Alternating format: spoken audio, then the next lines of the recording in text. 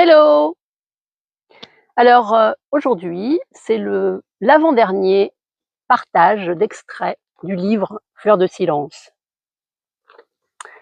Alors, j'ai été pendant de nombreuses années, artisane, fleuriste, décoratrice et je ne pouvais pas, dans ce livre, ne pas consacrer une partie aux enjeux environnementaux, économiques, sociétaux de la fleur coupée et je vous en parle aujourd'hui dans cet extrait.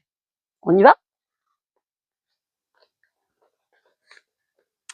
Mon constat est qu'il n'y a pas de recette magique, de conseils à donner, mais plutôt des leçons à en tirer. Les enjeux, qu'ils soient économiques, sociétaux, environnementaux, sont très différents, complexes, inextricables, insolubles et profondément liés entre eux en fonction de la position et du rôle que l'on a dans la filière des professionnels de la fleur coupée. Que l'on soit producteur, fleuriste, grossiste, consommateur, formateur ou jeune apprenant. Difficile de faire un état des lieux objectif dans un milieu où les contradictions sont très différentes et varient en fonction des activités de chacun des protagonistes.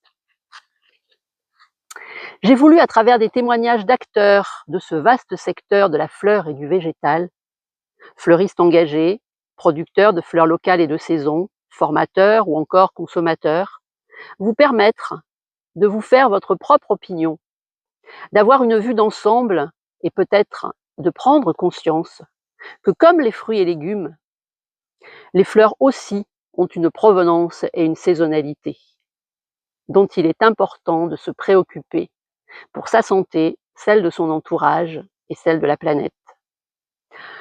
Je n'ai pas la prétention de faire un tour exhaustif de la question, mais de vous apporter quelques éclairages qui pourront, je l'espère, vous aider sur votre propre chemin d'initiation vertueux. Dans ce méli-mélo d'intérêts, pas simple de comprendre, pas facile de tirer le fil qui nous amène à plus de clarté. Si ce livre contribue à cette prise de conscience, je serai très heureuse qu'il permette ce premier pas vers un changement de comportement d'achat plus responsable, éthique et conscient.